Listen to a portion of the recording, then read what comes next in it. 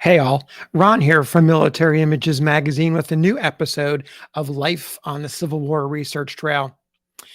Today, I want to take you back to late 1862 when the soldier pictured here, Milo Eddy, walked into Matthew Brady's studio in Washington, D.C., and posed for this photograph.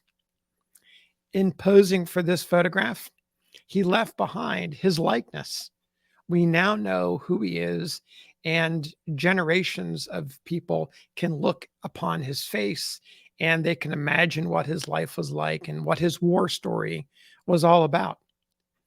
Well, I started to research his life story to find out more about where he came from and what he did during the war. And I found that he's something of a forgotten man. For one thing, his name is misspelled. Sometimes it's Miles Eddy, sometimes it's Milo Eddy. It's not uncommon to misspell a name. It does happen from time to time, but it happened to him. His real name is Milo W. Eddy. I have yet to find out what the middle initial stands for, but he's oftentimes confused for Miles Eddy. And if you look at his records, you'll find both names being used. Speaking of records, his name is completely left off of the regimental history roster. He served in the 44th New York Infantry in Company D. And if you look into the very well written history book for the regiment, you will not find his name. Why exactly he was left off, why he was overlooked, I don't know. It could have been just a very simple oversight, but lo and behold, it's left off. Even today, if you go to his Find a Grave entry, you'll find that his regiment isn't the correct one. He's listed as being a member of Company D of the 14th New York Infantry, not the 44th. So this series of misnamings and complete forgetfulness or being left off of things seems to have followed him through life and even after life into the 21st century. So I want to talk a little bit about him. I also want to say that most of the soldiers and sailors and civilians, participants in the war that I talk about, usually have some seminal event that took place during the war that is documented. Capturing a flag, being wounded, becoming a prisoner of war, being reunited with a loved one at the end of the war, some event that is documented. There's letters and journals, newspaper reports. Well, there's very little for Milo Eddy. There isn't much that he left behind. What I can tell you is he was a butcher in New York when he traded his knife for a bayonet and a musket to join the 44th in September of 1861. From what I can tell, he's present for duty during the Peninsula Campaign in Virginia in early to mid 1862. And then after that time period, he serves on some different and detached duties. For many months, he serves as a cook to the colonel in command of the regiment, which might have something to do with his abilities as a butcher, his pre-war occupation. He's on the sick list an awful lot as well. Bottom line is he doesn't really spend that much time in the ranks. And as I mentioned, he's not mentioned in the regimental history. He's not mentioned in any of the after action reports for the 44th New York, which was present at so many battles with the Army of the Potomac from the Peninsula Campaign up through the Overland Campaign in Petersburg, Siege of Petersburg. They were at Gettysburg. He's not to be found. His name is not to be found. But he remained in the ranks. He's present for duty throughout his entire enlistment. So he does have that. He leaves knowing that he did have that good service. And he goes on after his service. He returns to his hometown. It's Albion, New York. It's a small town located between Buffalo and Rochester.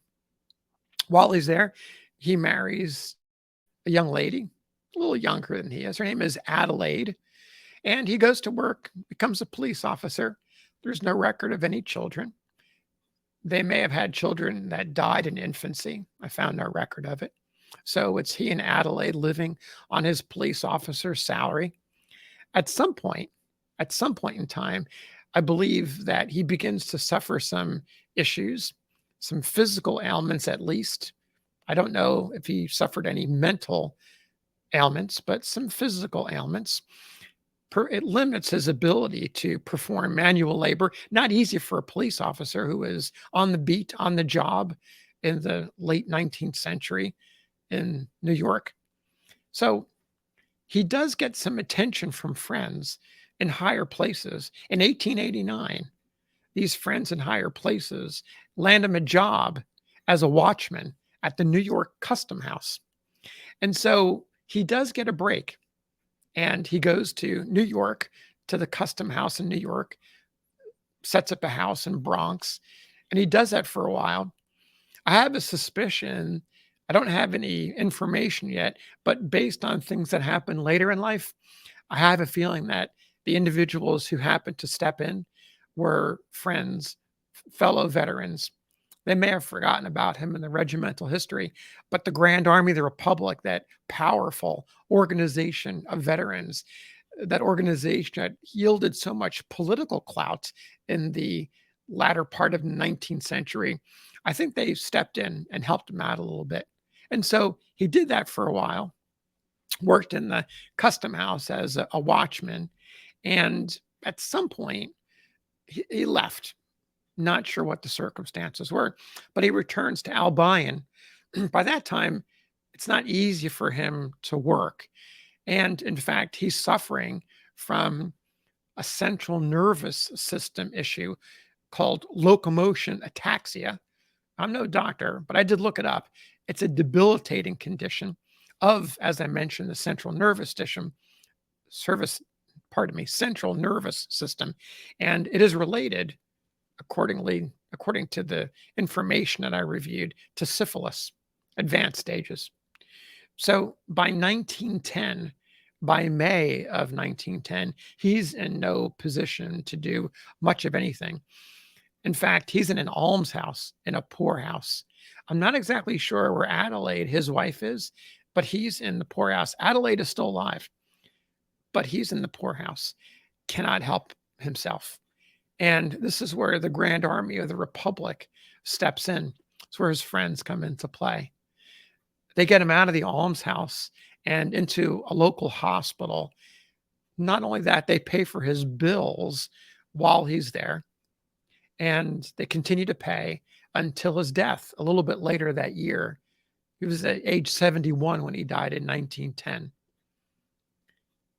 There's a very brief newspaper obituary that mentions his passing. I mentioned his Find a Grave entry. If you go look it up online, you'll find a photograph of his tombstone. And on the tombstone, there's some words from God. It says, quote, "What a friend we have in Jesus." And so that's the story of Milo Eddy, a man who maybe didn't get all the mention that he deserved during the Civil War. He was in uniform for 2 years, did his best to serve his country. But though people may have forgotten him after the war, in his declining years, his friends in the Grand Army of the Republic were there to help him out. Thanks for listening. We'll see you on the next episode.